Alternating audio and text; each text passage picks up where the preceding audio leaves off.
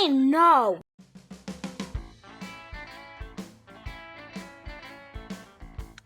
Okay. Welcome back to the From the Fabricator podcast. We have now made it to lucky episode number 7. Thank you for tuning in, whether you're on YouTube or you're listening to it on Apple Podcast or Spotify or Google. Thank you very, very much. Good show ahead today. I'm once again honored to have such wonderful guests. We lead off with Charles Alexander from Walker Glass, tremendous guy, interesting take on where that company has been and where they're going. The evolution is amazing. Also, Adrian Lowenstein from Skyline Windows, super young, fascinating person in our industry. And we end with Jen Marchesani of Shildan Group. And that was something I knew literally nothing about. And it was a great learning experience for me. And I think it will be for you if the terracotta world and the facades, it's interesting stuff. So stay tuned for all of that. Before we get into the interviews, though, just touching base, it's been a month since we last talked. The big deal dropped. AGC was sold to Cardinal. That process is almost through completion. I guess it's got a little bit of time still to go, but the deal is pretty much complete and moving forward. What effect that may have, that's something we just don't know at this point. I have my inklings and I've written about them. Cardinal is a great company. They know what they're doing. They're going to probably introduce a lot of new operational efficiencies to the AGC plants. And then they'll have to decide on how they take care of their existing customer base and take care of so many people that are used to buying from AGC and others that right now in a tightening glass situation are looking for material. Glass is tight. It is so funny. There are some people who have not experienced heavy tightness yet, and others that have experienced significant issues with trying to get glass, even hearing of some fabricators shutting their doors because they can't get glass. That's something to keep an eye on as we go forward. So that is the big news. Where we go with Cardinal and AGC going forward is something we're all going to watch as it affects the supply chain. Also on my mind, there are a few other deals that are percolating beneath the surface, deals with either a supply agreements with partnerships with regards to products or the traditional acquisitions. So I think within the next month, you're going to hear a lot about some of these things, some bigger than others. But it's nice. It's nice seeing some technology come to the forefront. And as these things break next month, I'll probably hit on a few of them. There's definitely one that's got me excited that I can't wait to talk about when it becomes an official deal here, hopefully soon in the future. The other thing, obviously, that's on my mind, it is GlassBuild registration season. Again, if you have not registered, get to that now. But even more importantly, if you don't have your hotel room, get to those accommodations and book those rooms. If you want to stay in a certain place in Atlanta, now is the time to do it. Don't wait till August. Don't wait till September. Get it done now. I mean, we know you're going to register, for the show. I mean, that's going to happen, but get that hotel room, book it now, glassbuild.com, get that taken care of, and we'll be good to go. So, that said, we are ready to go get into these interviews. At the end of this podcast, I may talk a little bit about some documentaries and TV that I'm watching as always, but the important thing are the stars of the show. And those are my guests, Charles Alexander, Adrian Lowenstein, Jen Marchesani, a good group of people. Thank you for watching. And here we go. Okay. To kick things off this month, I am absolutely thrilled to be joined by Charles Alexander, the Vice President of Sales and Marketing of Walker Glass, Walker Textures up in Canada, Montreal. People who know me know this is one of my favorite companies in this industry. So many great people. They all dress incredibly well. I talk about that, but they're incredibly good people. And their story is really interesting because if you don't know the background of Walker Glass, you're going to hear about it here in a moment.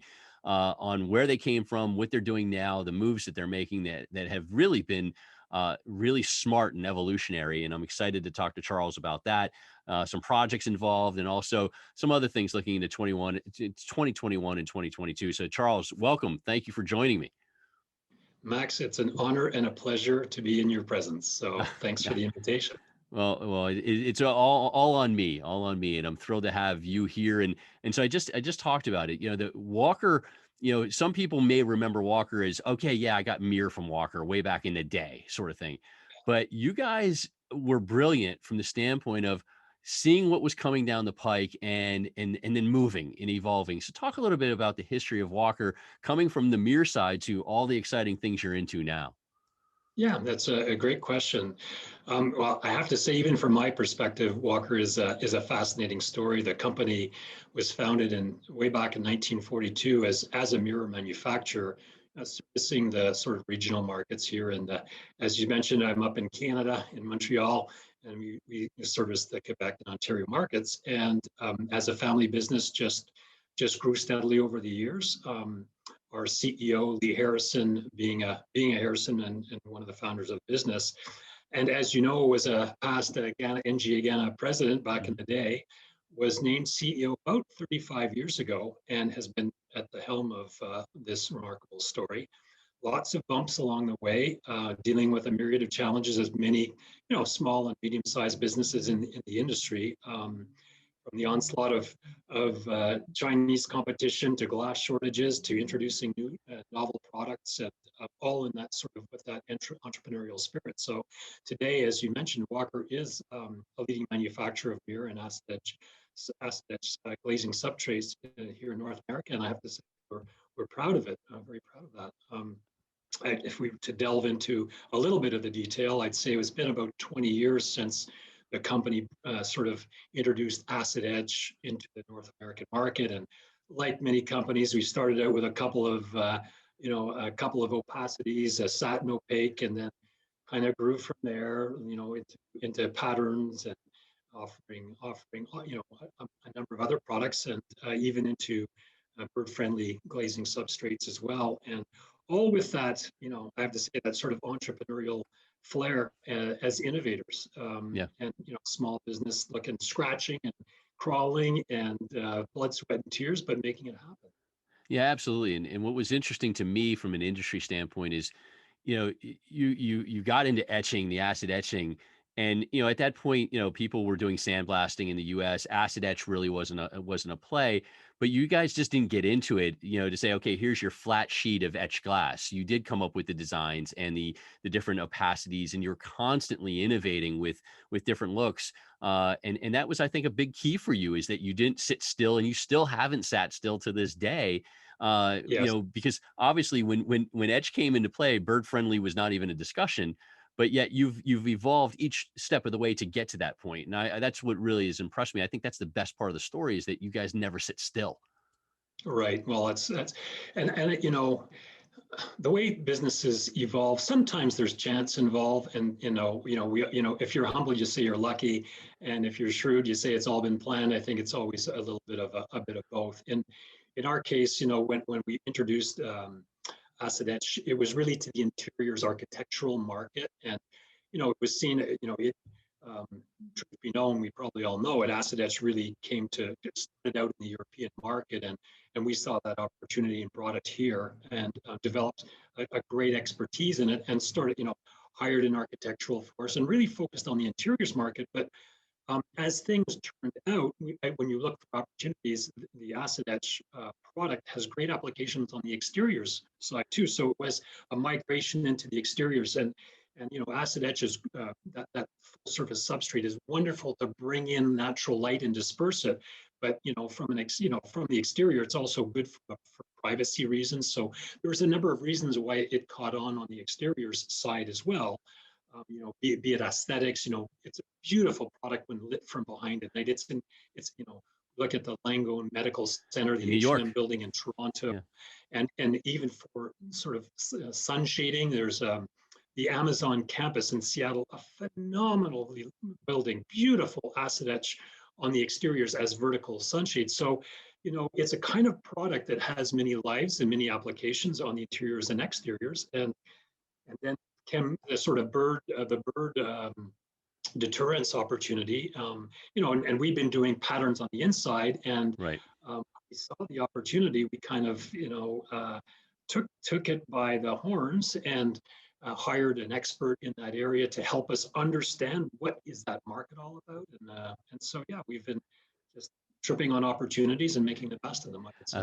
I like it. I like it. I like your approach. And we're going to talk specifically about both of those areas now, with regards to the bird and the etch, and especially the etch on the exterior. And my favorite project of all your projects is the Maurice Richard Arena. I've loved that from the first day I ever saw it. And we're going to, for those of you who are watching on YouTube, we're going to put some pictures up. And again, if you want to learn more about Walker Glass, it's www.walkerglass.com.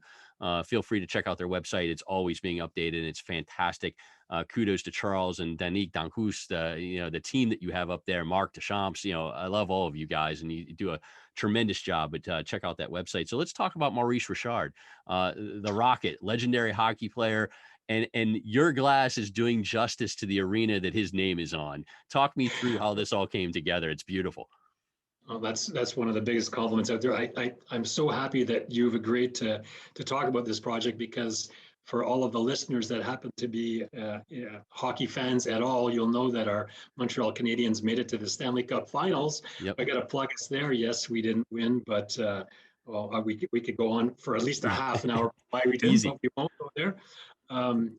This is a project that amongst the many that I've seen here at Walker that I'm most in love with, and of course the Maurice Richard name is a sort of cherry on the cake. But this is a project where the architectural team chose they wanted kind of a sort of acid etch mirror look to the project, a sort of a sort of a dampened reflective view of it. And so we chose one of our full surface acid etch substrates called Satin Light.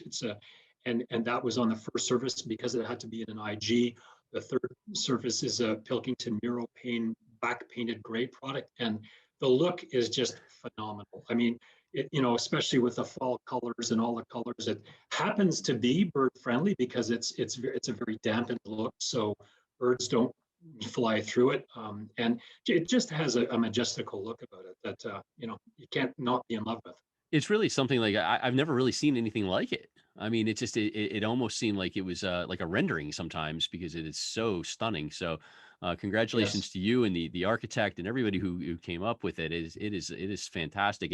And you mentioned there's so many other advantages with etched on the exterior. And I do like Langone in New York City. I think that they used it beautifully there as another example. So I think that you're definitely finding those spots nicely. But congrats on this. Congrats. Yeah, I think it really does start with the architect. The architects are the ones that are specifying it, and we have a team that knocks on their doors to assist and support them in their dreaming and show them possibilities. But we have to thank the architects. They start with the vision, and we help them with the tools. With all the products that we have. So. Well, it's what we're here for as a glass industry. Is those folks come up with it. We need to supply it, and we need to manufacture it, and you guys do it. And now that's happened on the bird side. And you mentioned, you hired an expert. Again, another kudos to the team there, Lee on down. That's the one thing that I've known about you guys over the years. You're not afraid to find people that are experts in the field, because you all know a lot of things, but yet you're always still looking for that outside influence of, okay, are we doing this right? Are we doing this correct? And with bird, it was such a new sort of category. I'm sure you probably could have figured your way through it, but instead you did the right thing, came up with the right process. And now you're, it might be an arguable point, but I think you're the leader in the field at this point with bird-friendly glazing. You're the one that most people talk about, and so how did that all come about when all was said and done? You hired the expert, you figured it out. I mean, it's a lot harder than just throwing some patterns on a piece of glass, right? Well, let's not argue about it. I'd say we are the leader. How's that? Hey, I tossed it up to you. I'm Canadian. We'll never say that. I led you with a perfect pass, and I get the first assist on this one. So, yeah, I would say if we wanted to do it on our own, it would have taken us 20 years. And I think to have the help and understanding, and frankly, if we actually take a step back, it's been a tremendous learning experience for us. And we do have a real sustainable development side to our company, Yeah. and doing things for the right reasons and do it for the right thing. But it blows one's mind when you hear the stats. 1 billion birds die a year It's amazing. because of collisions. So, of course, these complaints come from the grassroots up, the Audubon societies of the world, the entities that are there saying, hey, there's something wrong. And it gets into architects' ears and they come and ask questions. And then we say, oh, I think we can help. And so with the support of ornithologists, world-renowned and expert ornithologists like Dan Clem, who, Yep. by the way, have been doing the research in parallel for 30 years. Yeah. So these guys have been able to, people like Dan have been able to fast track what is the issue, what are the issues, and what do we need to do to have a solutions for something like bird friendly glass. And you know what? It's not rocket science. At the end of Right. the day, when it's like many things, it comes down to geometry. And so a 2x4 marker on glass helps prevent bird collisions. And I guess we're uniquely positioned because when they're on that first surface, then they're most effective. And our acid etch products are very effective on first surface. Our products, our etch process just takes microns of glass away. We don't add anything like a frit. And that's not to say frit isn't a good solution too. Right. There's just right times to apply different solutions. And so we happen to have a naturally a winner solution in the way we etch. And with that expert advice, we teamed up and got smart about it. And I'd say it was probably in 2013 we launched our first products, and 8-9 years later we learned a heck of a lot and have probably the most breadth and depth of anyone in the business. It's amazing. Time for me is just flying by. 2013, it feels like it was kind of like yesterday. I mean, it just, I can't believe it's been, 7-8 years since you guys started into this. But again, in our world, that's still, very, early on in the process, and you've evolved several times, and it's led to Yeah. projects like the National Aviary, which is a Yes. stunning project. And that's the next one we want to show here. There's not much more to say than this thing is probably one of the top projects of the year. When it came out, it's a stunner. Yeah, it's a beautiful building actually, and it's the garden room. This garden room building was the second project that we did at National Aviary, and the sort of setting for it is in a space overlooking the historic Rose Garden at the Allegheny Commons Park in Pittsburgh, and we worked in concert with Vitro, our Mhm. partner on this, where they were launching their Acuity exteriors mid-iron product, and it's just a gorgeous setting. And when you're surrounded by trees, the last thing you want is birds colliding on your windows. Yeah. So this was a perfect project, for a perfect opportunity, and speaks to the kind of projects that we get involved with, whether it's zoos or, because this is, again, if you're in a zoo with lots of trees around, you don't want your birds colliding on your all glass windows. Two, large buildings in metropolitan areas where there's lots of birds around. And that's really why this opportunity has flourished where cities over flight paths, migratory flight paths have mandated the use of bird-friendly glass. And so it's really legislation that's driving this Yeah. market now. And it's reached the tipping point where cities like New York City have now an obligatory legislation in place to put in bird-friendly glass in new construction. So. And it was long overdue, and I've told the story on my blog many times, but I will never forget. It was Julie Schimmelpenny of Eastman. It was back in Solution.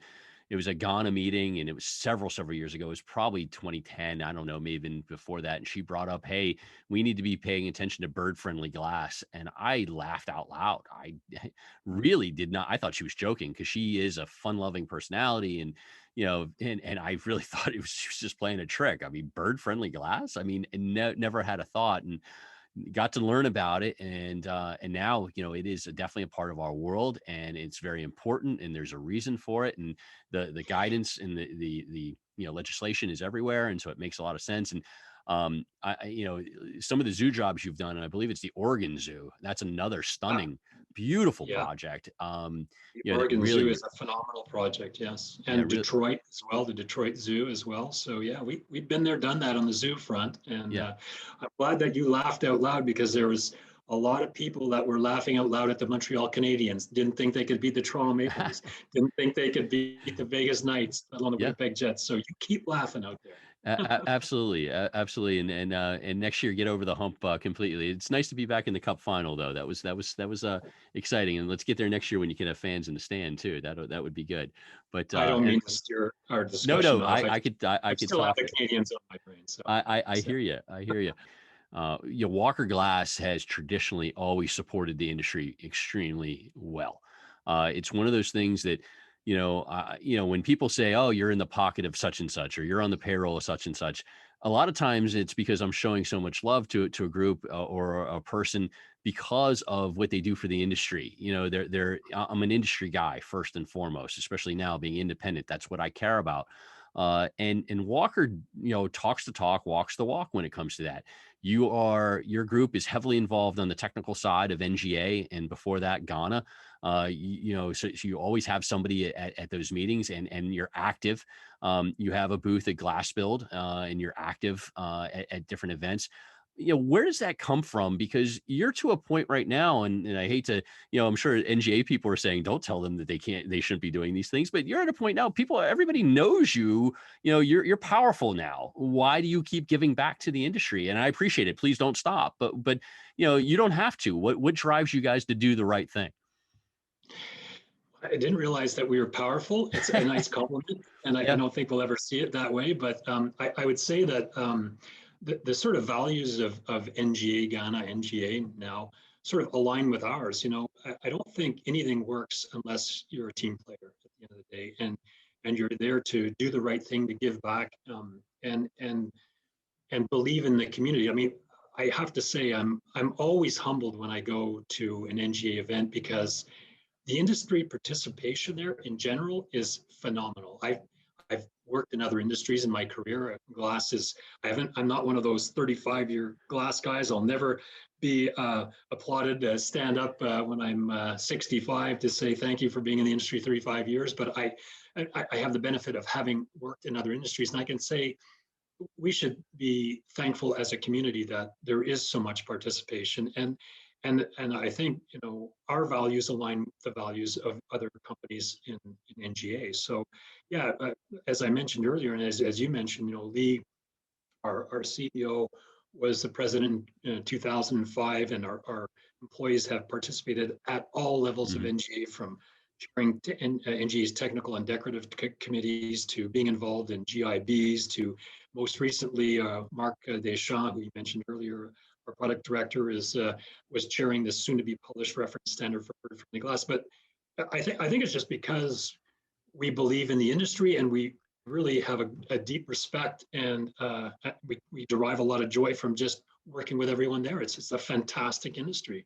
It's just a fantastic group. So Appreciate that, and appreciate the support. And please, you know, if anybody there, you know, feels like they're not doing something or they're not being appreciated for it, they are. I mean, I can tell you, I appreciate everything that your folks throughout the years have done, and chairing those groups and working on those GIBs, which can be very painstaking, you know, because you're trying to get the right words and so on. So it is appreciated. It really is. And please keep it going. Keep it going. I'll pass that on to our CEO Lee. I'm sure he'll be happy to receive the compliment. Please, please, please. I'm a big fan of Lee. It's been a while since I've seen Lee. Lee had my brother and I up to Montreal several years ago, and it was one of the most memorable trips I've ever had, and got to see a game. Actually, we talked about Montreal, the Canadiens. Got to see a game at the arena. It was something. Except the game finishes a 0-0 tie.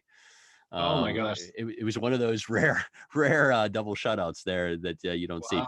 Anyway, back to a couple more questions, because I know you're a Yeah. busy man. For GlassBuild, what's on tap for Walker Glass, other than the fact that Danique will probably be wearing a bright white suit with a red tie?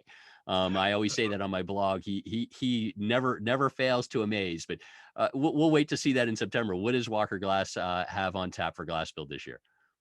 Well, I must say, just to start off, we're all chomping at the bit to get there, and we're in booth 2203. Danik asked me to plug it, so I'm plugging it, and yeah, it's really I think of of the number of years that I've been to these events. This is this is a coming out party, get back to a sort of normal party and event, and we're really looking forward to going.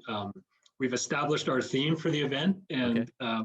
I'm gonna say it. It's called "Staying Alive," and Danik is probably gonna kill me for letting the cat out of the bag. But and speaking of him, you must come by our booth at 3:30 on Monday, because there will be a kickoff event there in that theme, "Staying Alive," and there'll be a special guest there. You're gonna have to bring your video cams, and be having an open bar after that, and I think you're going to get a good giggle out of it. And yeah, we're all, like I said, chomping at the bit to be there.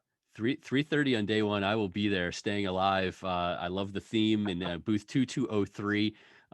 Definitely Walker Glass. Always one to see, no matter what. Your folks are always wonderful. Always an interesting booth to visit, and always something new.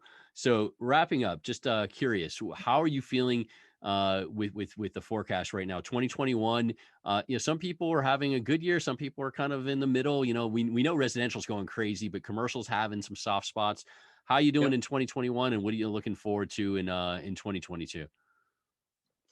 I think to start out, I'd have to say everyone is thrilled here just to be getting back on the road to seeing our customers. Right.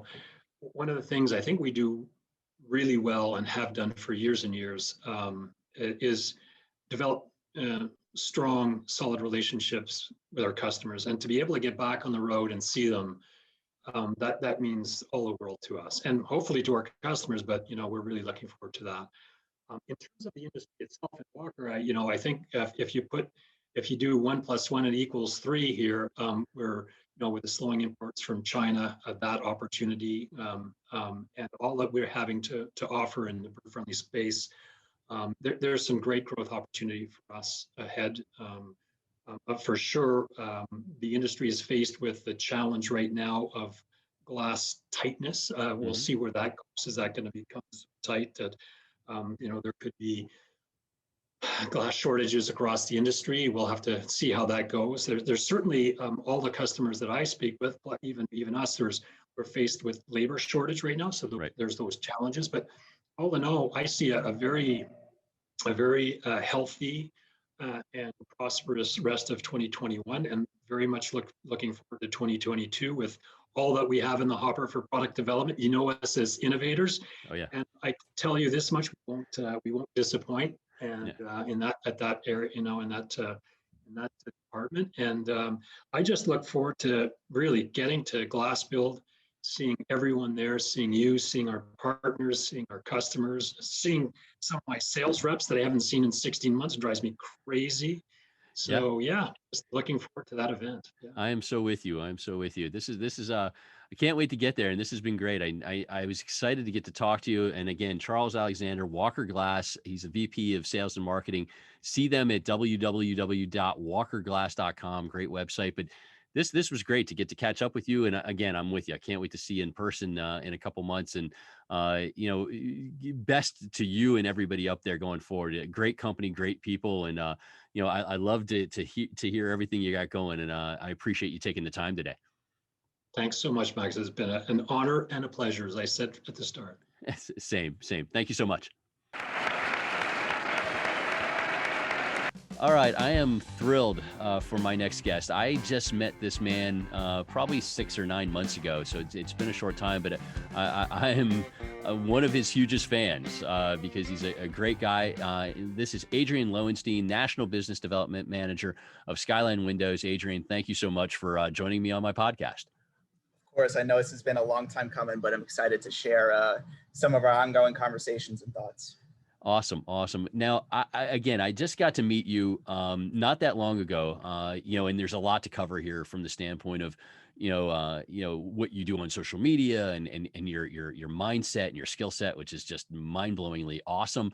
But let's talk first about your career path. You know, where'd you grow up? I saw that you're a blue hen. You went to Delaware, but talk a little bit about your past and how you ended up in this side of the glass industry at Skyline. So I grew up in New Jersey, and was a young kid with not much career direction, and it was my father in the back of my head: be an engineer, be an engineer. I think he just propped that up to be a safe career path. Was he an engineer?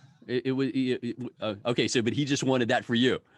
Political science degree from American, no direction, kind of had to forge his way in a lot of different directions. I think he wanted more stability for me and more of a set career path, maybe the opposite trajectory that he took. Gotcha. So, as a kid, as most, I'm sure you were similar, liked putting together Legos and puzzles and piecing things together with my hands, and had a strong math background. So kind of just forged my way I got into the agricultural school at Delaware and kind of last minute maneuvered my way into the engineering school. So wasn't the best high school student.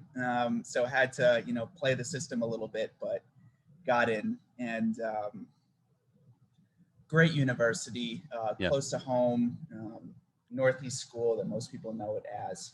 And coming out of it, I saw a job ad for Videris, the consulting firm in New York, talking about sustainability and energy and new construction. And I interviewed with them, it went well, and I got the offer.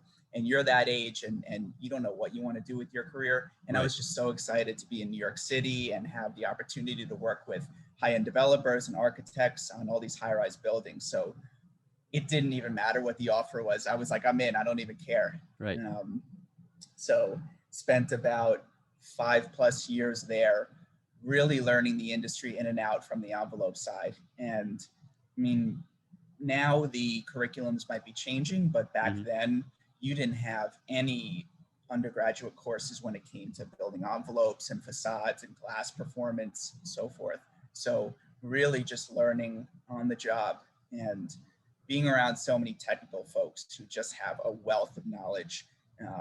You just have to be a sponge. And again, so really just fell into it by happenstance. And I consider it lucky because I really could have gone in any direction. I had prior experience in electrical utility manufacturing and experience with CAD and SolidWorks. And so as a young engineer, there are a lot of doors that can be opened, but just by luck fell into this career path. And we as an industry got very lucky. I mean, to have somebody like you with the way your mind works and that skill set. I mean, we lucked out, getting you in our world. And the one thing that really got me going about you, and this probably comes from your thirst to learn and then your desire to share, is your social media presence on LinkedIn. You are probably one of the best follows out there.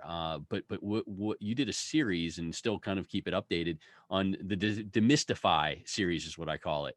And you would take, different issues that are on a facade or on a building, and you would break it down, and you wouldn't break it down in 3 billion words either. I mean, you put up a few pictures, you pointed a few things out, and the engagement you got was off the charts. I mean, from all over the place. How did this start? Did you just go into like, I need to blow these things up? Or once it got going, you're like, oh my gosh, I've discovered something here. How did this happen? Again, I think there's so much false information out there, and glass is bad, and expansive glass can't perform well, and you're putting a window into a rough opening. Do you need receptors or not? And can you actually get better performance with a interior side low-E coating? All these things. And again, as I was learning, I just started putting it out there, and so many people were jumping or grasping onto it and engaging. And I try to come off as an expert in this space, but humbly, I know I'm not even close to where I'd like to be compared to these people that I've been exposed to in the industry. I just have so much more to learn. But when I realize people are looking for that technical information, and when I go on LinkedIn, so much of it is self-promotion of their either individuals or their specific companies. And I don't see people jumping all over that because there's just so much of it. I supply the best glass, I supply the best terracotta, and nobody wants to hear it. same for me. If I just push Skyline all day long and why they're the best, nobody cares because, there's 5 other people doing it. Right. So I'm, again, kind of trying to scratch my own itch and share what I know, because I want these other people to share what they know, because there's so much to learn. I mean, again, I don't see a large presence, especially from the consultants, but either from the consultants or the manufacturing or the contractor side, how to design it, how to get it to perform, and then how to execute it and actually build it. There's so much for people to learn. And if we're going to move forward with a future where, the industry can improve and we're actually going to be able to achieve some of these sustainable goals, we need to learn from one another. And, maybe timing wise with the pandemic, everybody was home and engaging online more. I might have jumped on it for that reason, but I don't necessarily want to let it go now that people are more engaging in person, because I think there's still a tremendous amount of engagement on there and still a ton to learn. And really, I would encourage anybody. I think you have your experience in your family business, and now you just have exposure to so much. And why do you think you get so much engagement with your blog? And I go online and I see the same engagement from the same people, and it's great because it's a sense of community. It's such a small industry and everyone kind of knows each other, the best installers out of this city, the best curtain wall suppliers in the Pacific Northwest, et cetera. There's this thirst for knowledge, and that's why you see so much engagement. And that's why you do it. And I mean, you practice what you preach, and I'm trying to do the same thing, but I wish more people shared. Yeah. So selfishly, I could learn, and I think they could benefit from it. So I'm kind of trying to, again, practice what I preach. Absolutely. And I think, I think the fluff posts, as I would call it, are easier for people than the technical posts. And that's what it comes down to. And I do think people are afraid, when you get into technical, you have to be very confident of your skill set, because they're afraid sometimes to put themselves out there in case they're called. And I know I suffer with that because I may have been in this industry since the 90s, and I've got the family background since 1898 and so on. But, I don't know anything compared to, a Kayla Natividad from Pilkington, or you, or Julie Schimmelpenny, or all these people that have been, that are really strong technically. And so I sometimes am hesitant to dive into the technical waters. But I appreciate when you do, because I learn, and that's why I think your follow is great. But I also, I agree with you. More and more people, the more we can share, the better we all can be as an industry and really as a world, quite frankly. I try to share what I'm comfortable with, and if there's something I don't know, I'm not going to pretend. And there's a lot of things that that I don't, and vice versa. And so I think people are more forgiving than we give credit for. I think if you're genuine and authentic, I've never seen this mob. I haven't gotten any hate or really negative feedback on my post, because I'm not really trying to point the finger. No. It's I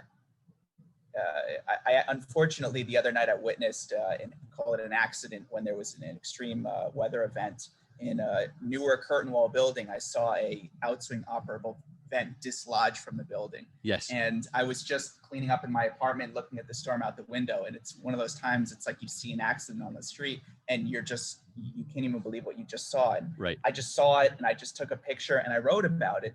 Not to try to point the finger. I would never call out the contractor or manufacturer. It's not even about that. Just trying to share, because I was so blown away and didn't know what else to do. I'll share with my family or friends, but they don't care, know the difference.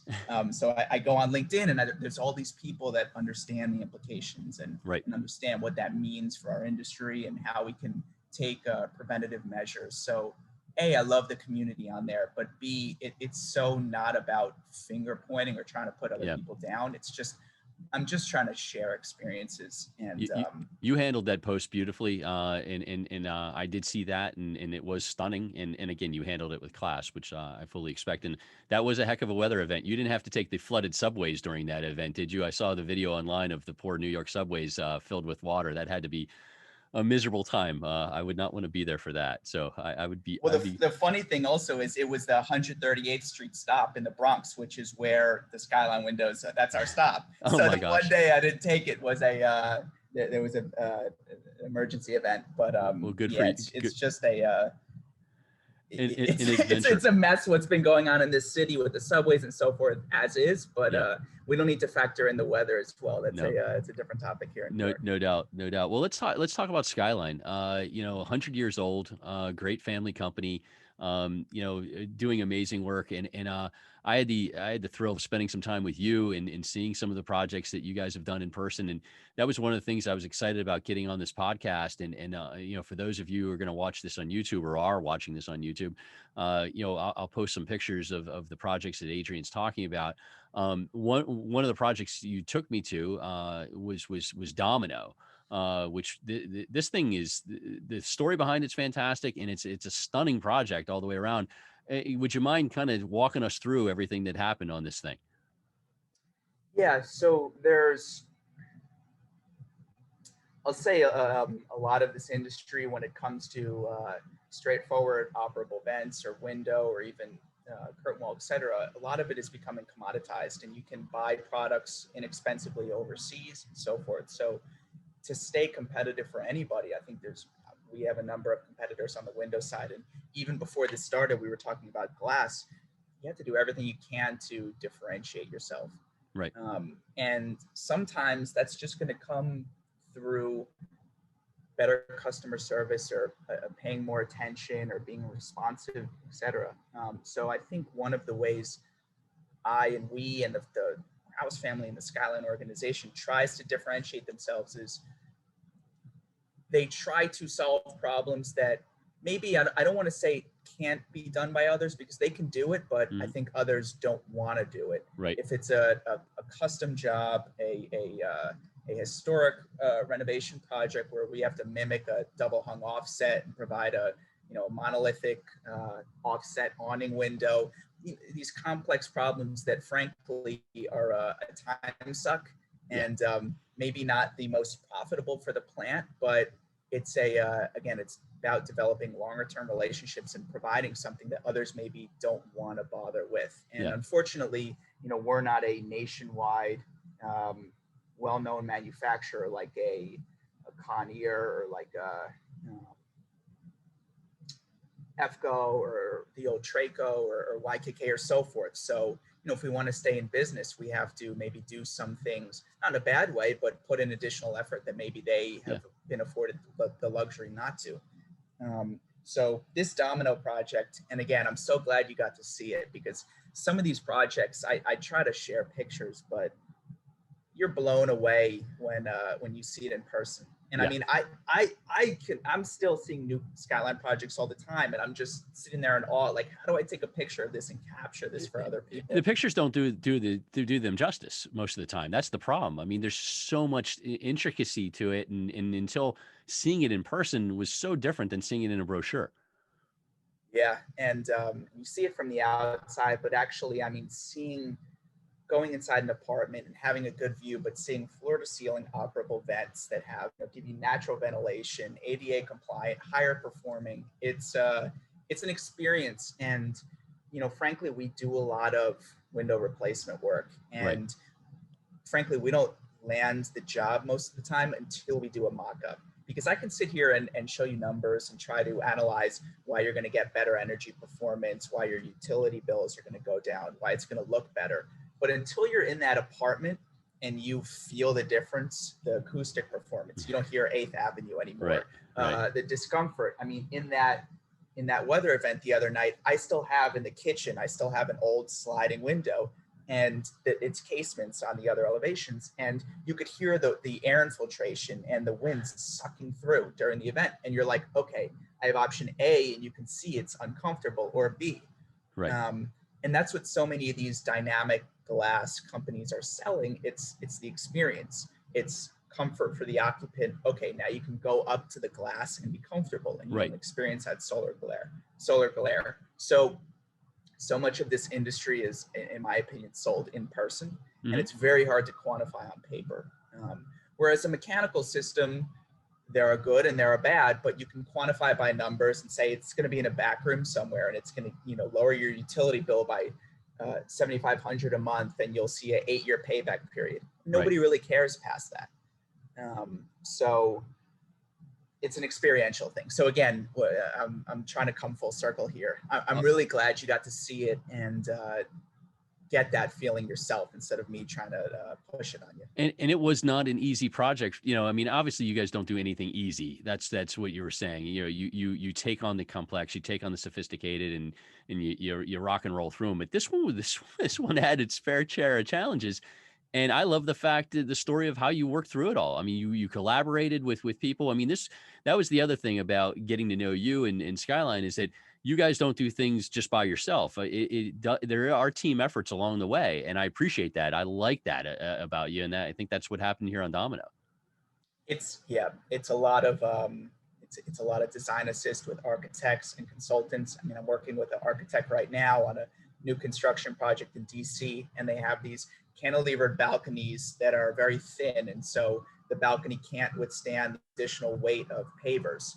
The structural engineer told you have a weight limitation. So they want an ADA compliant door, which means we have to have a low threshold that can perform well, and they can't use pavers to get that correct height differential. So it's a type of problem where he says, what can we do here? And I just, if I want to develop a relationship here or differentiate ourselves, I can't just say it can't be done. So I bring it back to, the people at Skyline that have 40 years of experience doing this and try to brainstorm and so forth. So in terms of collaboration at Domino, Cook Fox, the architect, brought us in. We worked with Vidaris. Coincidentally, I was working on that job when I was with them. And we worked with Gate Precast, who did just a phenomenal job. They won all kinds of precast design awards and so forth. I mean, it was really Cook Fox's vision, but the whole modular approach, it was these prefabricated large precast panels that had a complex geometry, and they got the shape by developing these 3D printed molds. And so big undertaking and task from Gate Precast. But what was beautiful about the project is that we worked with the owner, Two Trees, on pre-glazing the windows. So we shipped the window units to Gates plant in Kentucky and sort of train them on how to install the windows. So we can put up pictures, and I'll leave that to you to share what was done. But installing the windows in their plant and delivering a complete mega panel facade system to be hung on the building.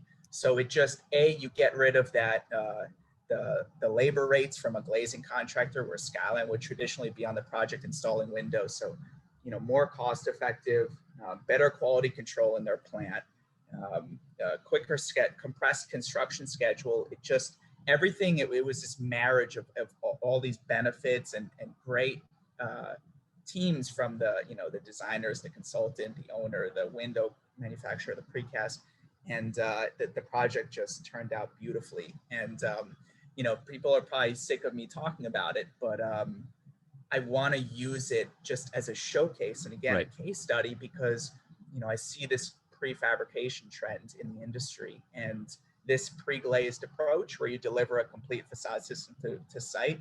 It can be done with precast, steel-based mega panel systems, aluminum-based systems. I mean, it's what the unitized curtain wall industry has been doing for decades. It's just finally we're buying into it and understanding the implications. It's all the way around a better way to do things, especially in this day and age.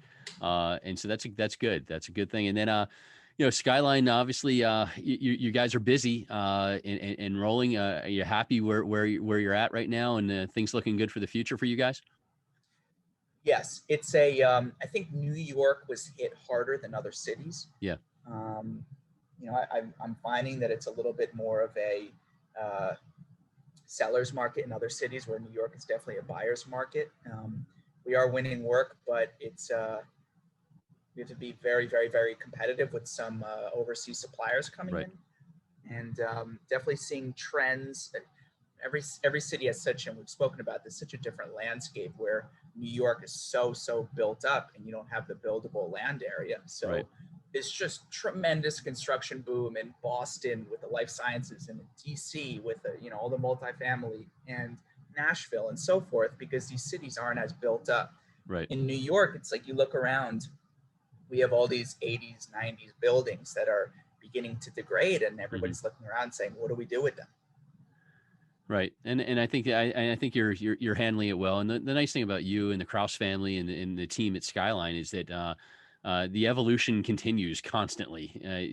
Nobody's ever sat still there over the last 100 years. It's always thinking of what's next, and I like that. And that's why you're there, and that's why things are moving in the right direction, I think, for you guys in the future.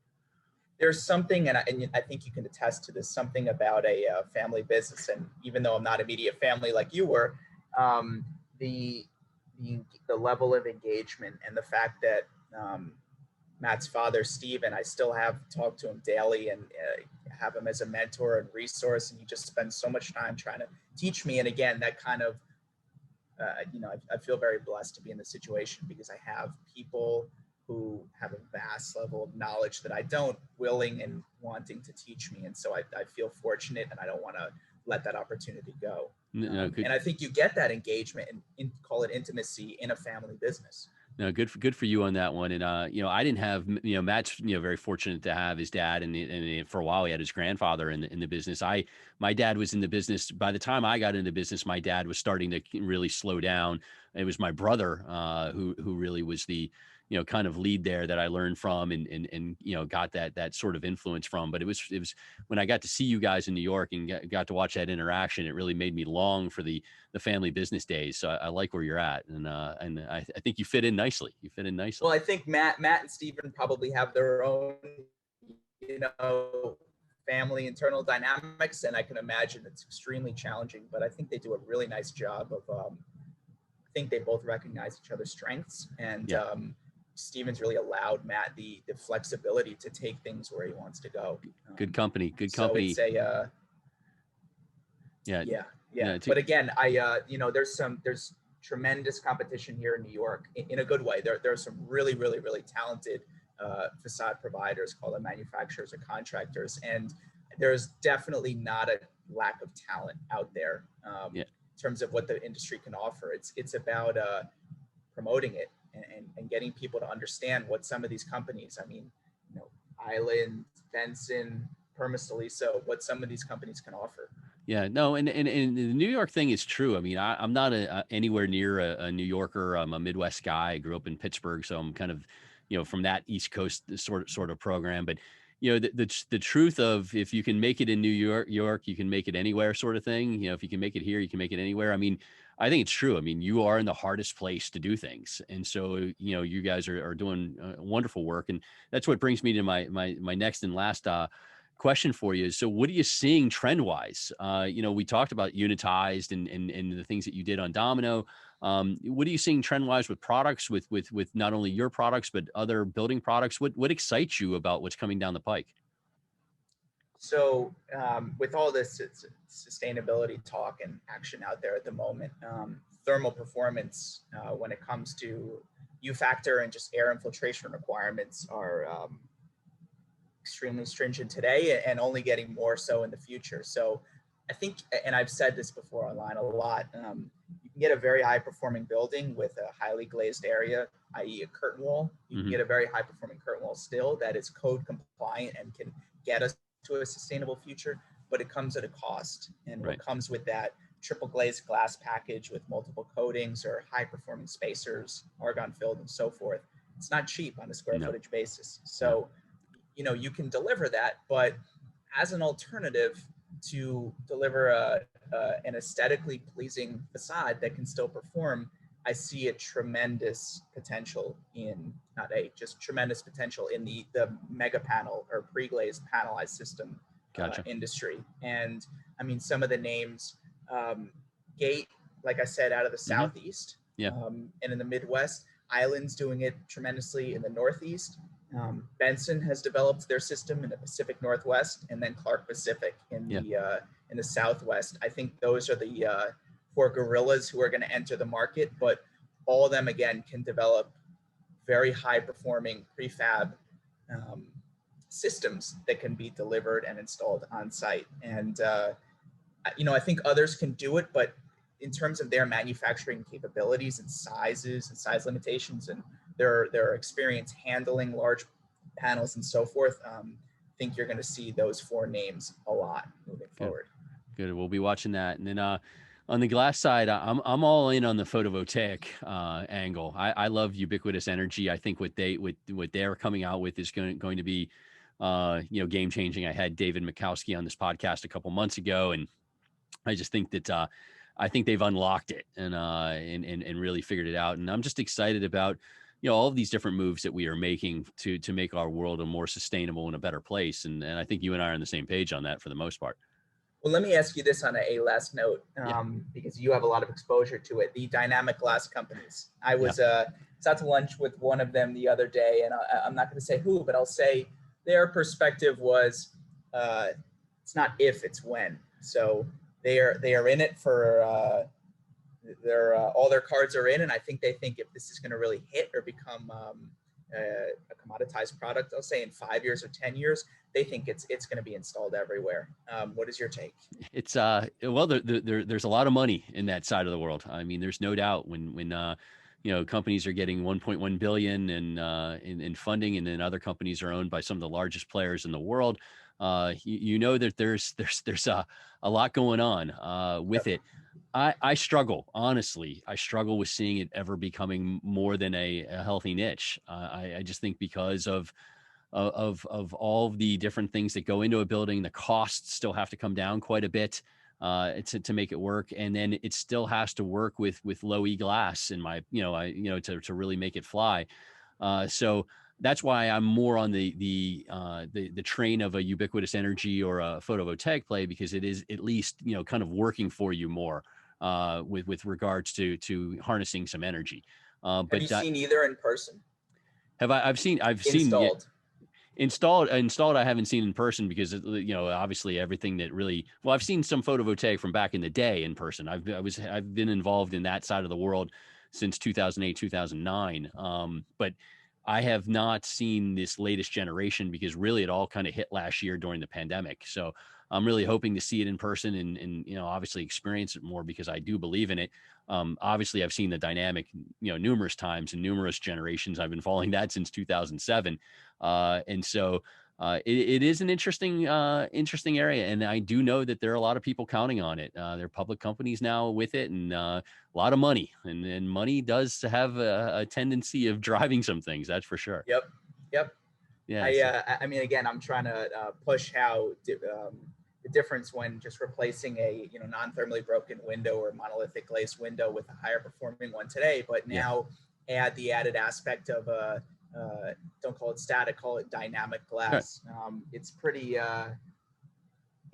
substantial, but it comes at a cost. As you said, it's not just the unit itself, it's incorporating now an electrical contractor to wire the whole thing. And it's, at the right price point, I think it can do have a lot of damage in a good way, or have a lot of impact, I'll say, on the industry. But it's key, like I said in the beginning, at the right price point. And absolutely. And this kind of matches up to your earlier comment about the way that, different cities have different tastes. And in New York City, absolutely, it flies because of some of the attitudes and some of the rents and some of the, things that are flying. Would this fly in Indianapolis or Nashville? I guess we're going to find out. And because there's no question that these things are, if these things are here, there's a heck of a race on that. So it's going to be something to watch for sure. I would think and I can't imagine how in Florida it wouldn't be a contender, just because of the people want expansive views on the beach, but also because of the solar glare issues. And I'm finding that maybe it's not at the right price point, but also you have so many buildings with monolithic glass still going in.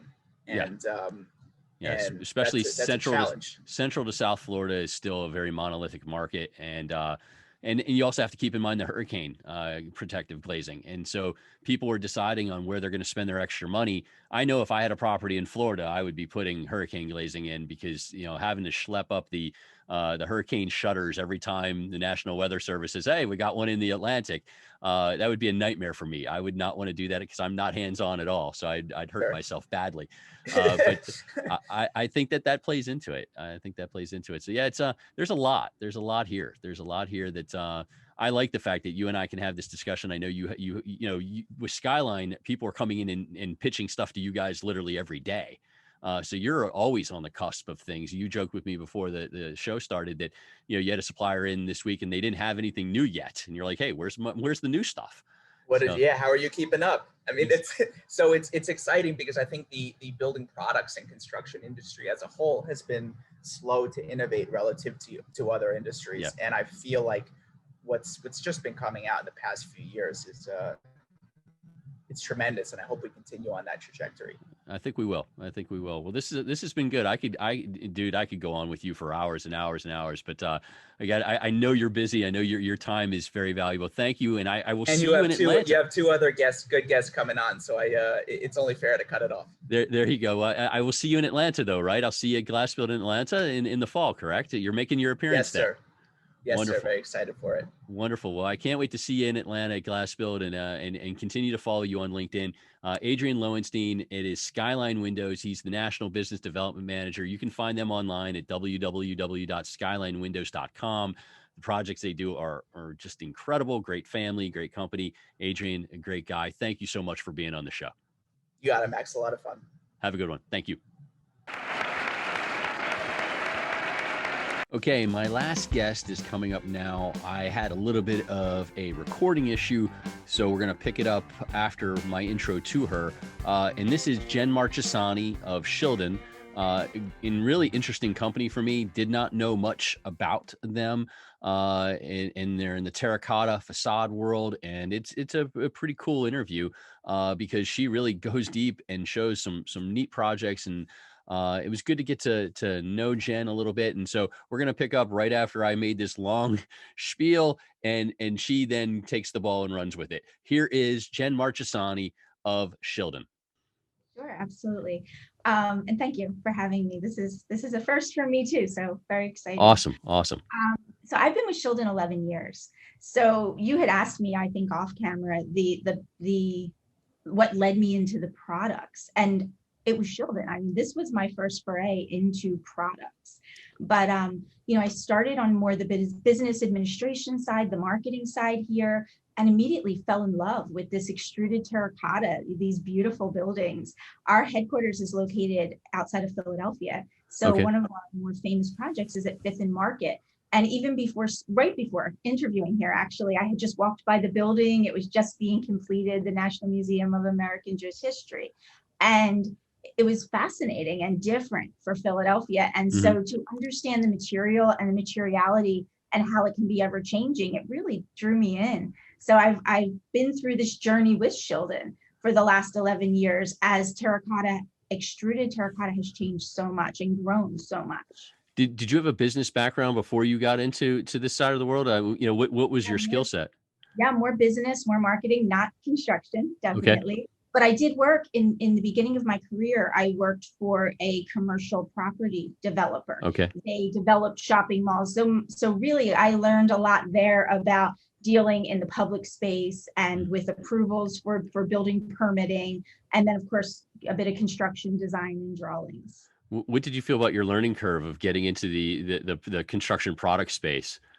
It was, I think I did it slowly because I've been here so long and I worked in many different facets here. So it was just more picking it up as you go along. And, we have a great team of project managers and pre-construction that really just share so much information. So every project becomes a collaboration.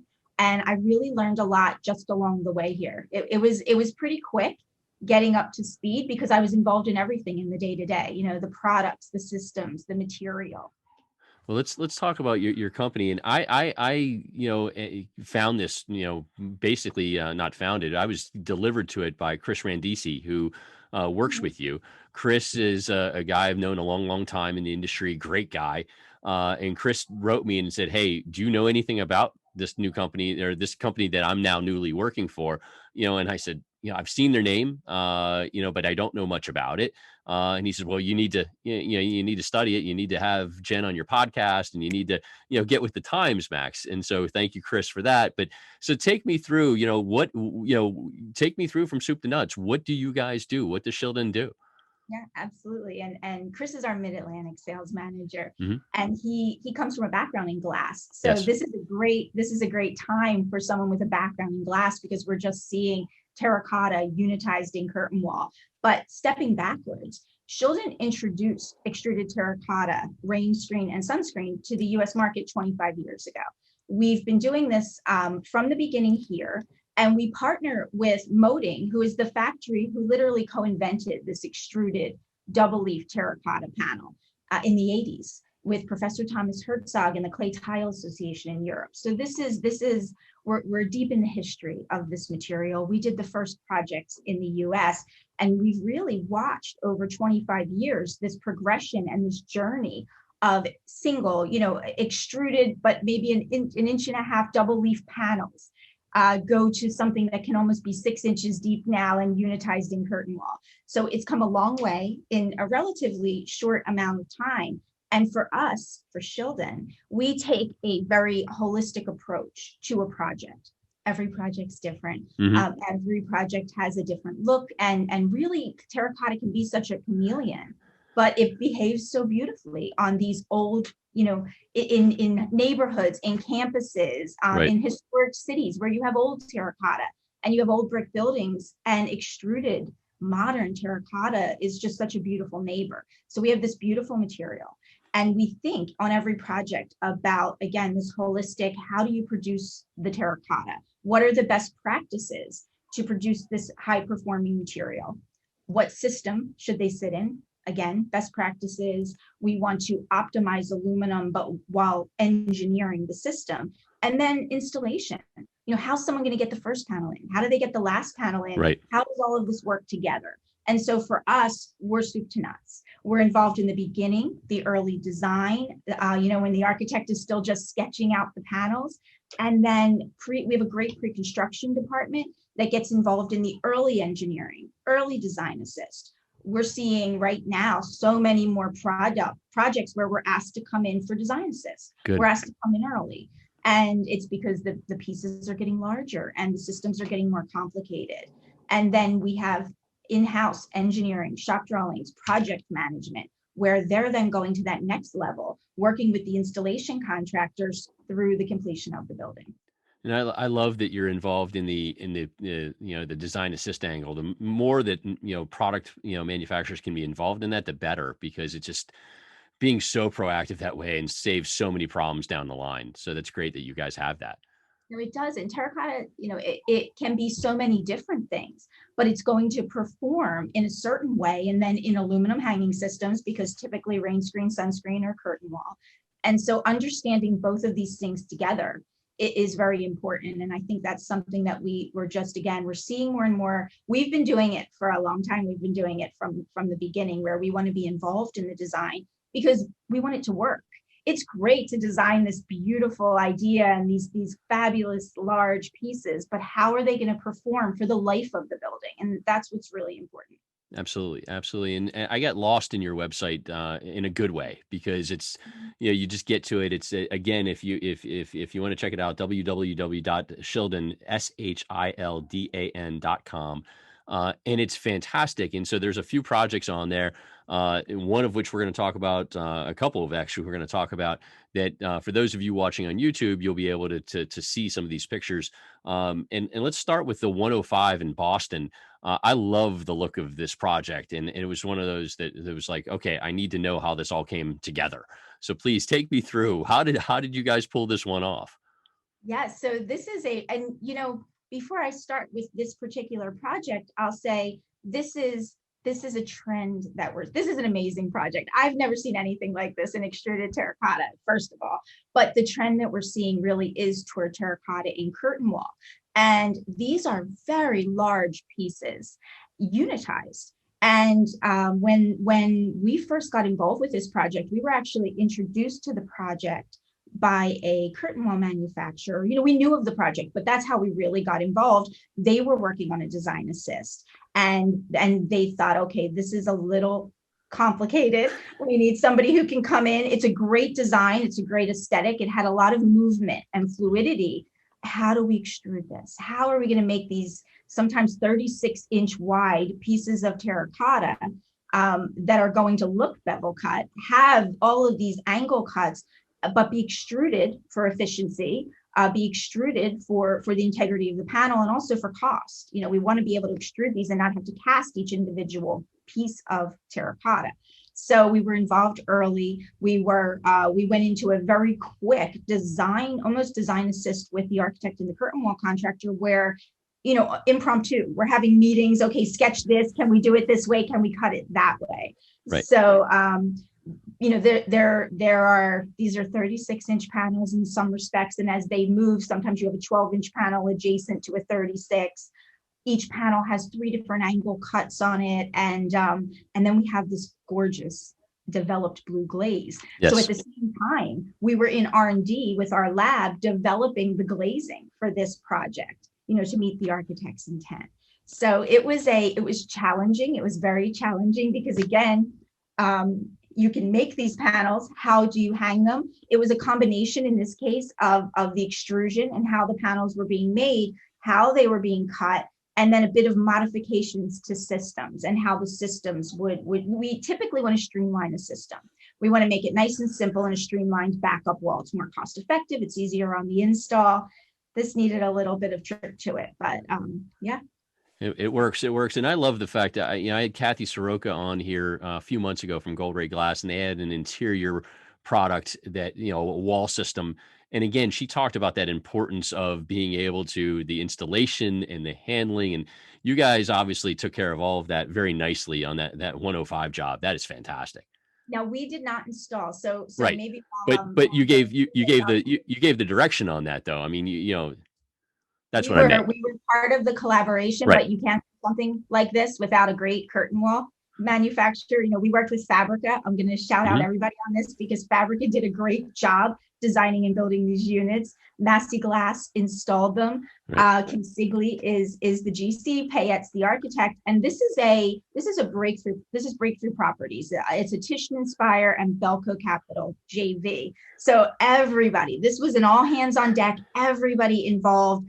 And, it's a great product in the end, but you need collaboration, you need a team. And that's something that we have found on the projects that we'll show today. They really require all hands on deck and everybody thinking and sketching and being able to quickly change and adapt on our feet and say, okay, this won't work but let's figure out how to just change, the design just a little bit to accommodate the efficiency of production. Absolutely, and Kathy will kill me if I don't clarify this. Gold Ray does not install either. So Gold Ray is just they led the right people to the right conclusions, and that's what you guys are doing. And you mentioned Massey Glass, the Massey family, just class acts. So one of my all-time favorites.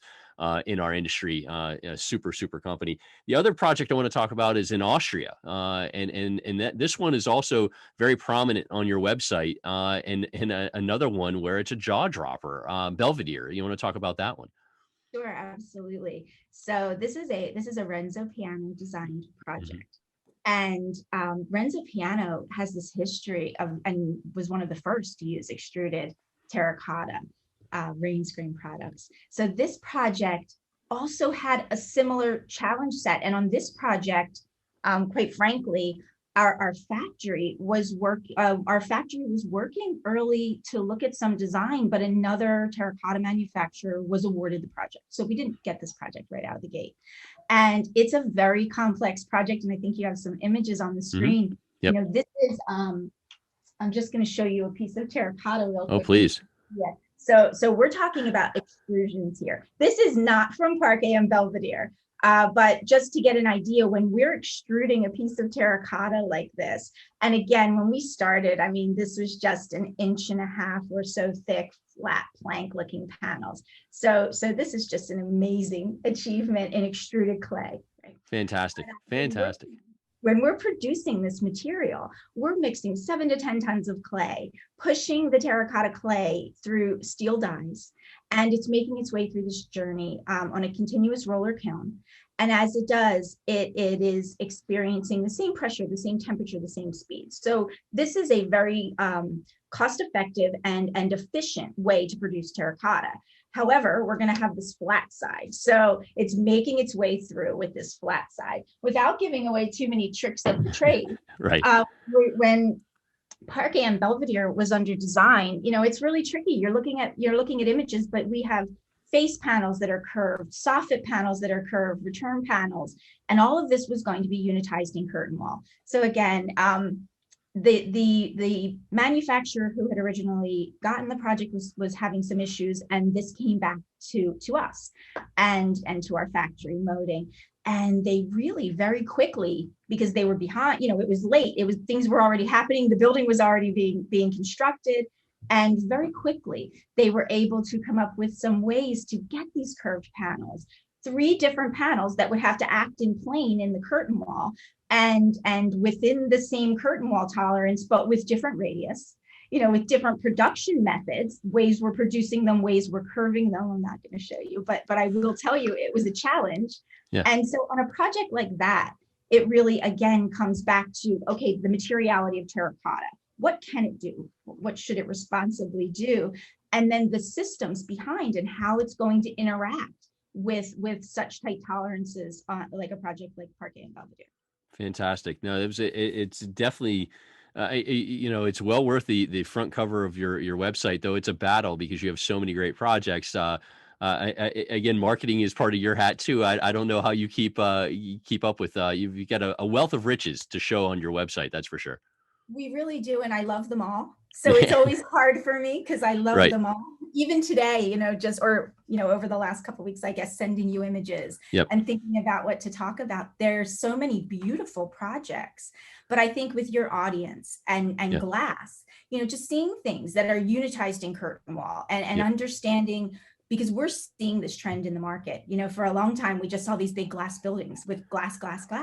Right. And now we are seeing a movement, and really terracotta is in fashion right now, unitized in curtain wall. We're doing some pretty large scale projects around the country, and we're seeing terracotta in the verticals, in the horizontal spandrel, very much column covers and mullion covers.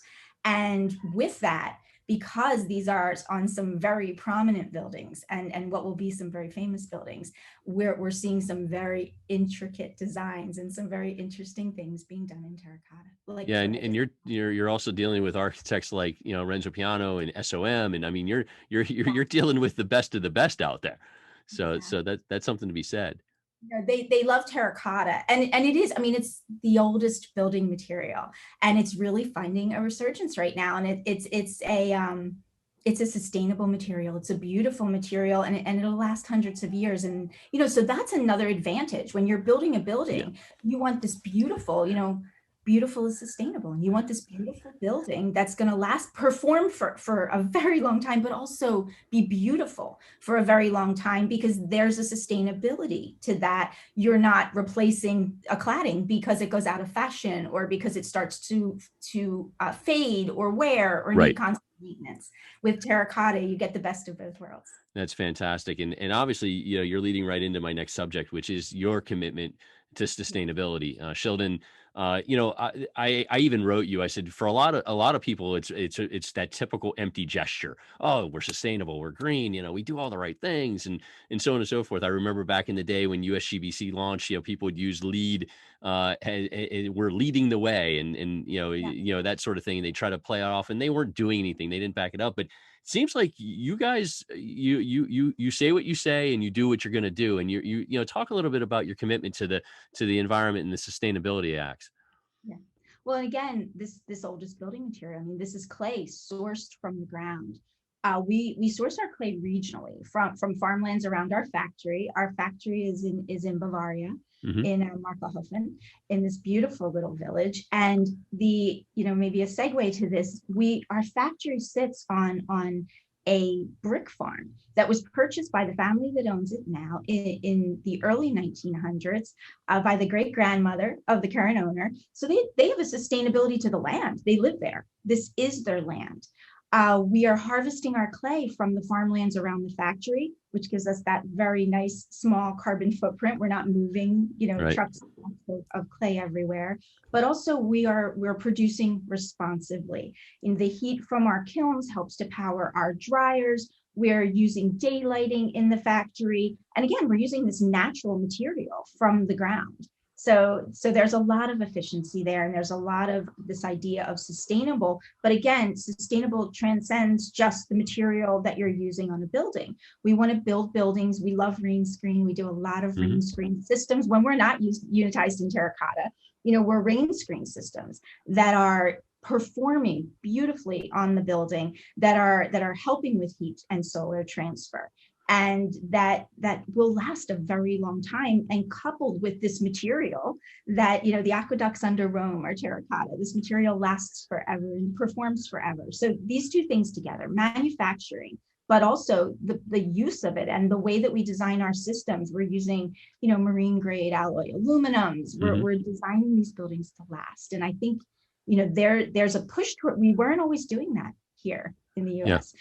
We are now. We're thinking about what claddings we're putting. When we fire our glazes, and we do a ton of glaze right now. Glaze is very popular in terracotta. So you still have these extruded terracotta pieces, but they can have these beautiful, brilliant glaze.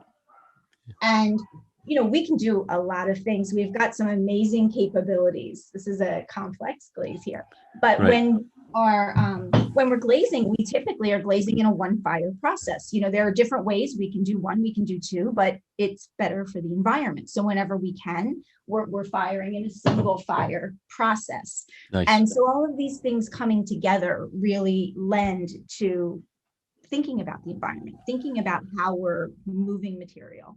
I love it. I've learned over this period of talking with you and also studying the website and everything. So thank you. This was very, very, very helpful. And again, if you haven't visited www.Shildan, it's SHILDAN.com. That is Jen Marchesani. She is the VP of Sales and Marketing at the Shildan Group, and obviously, it was a pleasure to get to talk to you. I hope to get to see you in person one of these days at one of these events, and I'm definitely going to follow along with some of these projects as you post them. So, but thank you so much for being here, and best of luck going forward. This is great stuff. Oh, thanks, Max. Right, thanks for having me. It's been great. My pleasure. Thank you. Thanks. Okay, that wraps things up on this month's From the Fabricator podcast. Thanks again to my guests, Charles Alexander from Walker Glass, Adrian Lowenstein from Skyline Windows, and Jen Marchesani from Shildan Group. Great guests. Thank you so much. Next month, loaded again. I'll even throw out a sneak preview. Chris Dolan from Guardian will be here. Bill Dobman, the legend from My Shower Door, finally getting him on here. He better not blow me off. And also Jody Martinez, All-Star Glass. I've never done it where I've previewed the next month, so hopefully I just didn't jinx myself and lose my guests. But 3 great ones next month. And then, as I promised in the beginning, if you're still hanging with me and you're still watching at this point, I know you watch for the guests more than me, a couple TV aspects for you, documentaries and TV shows.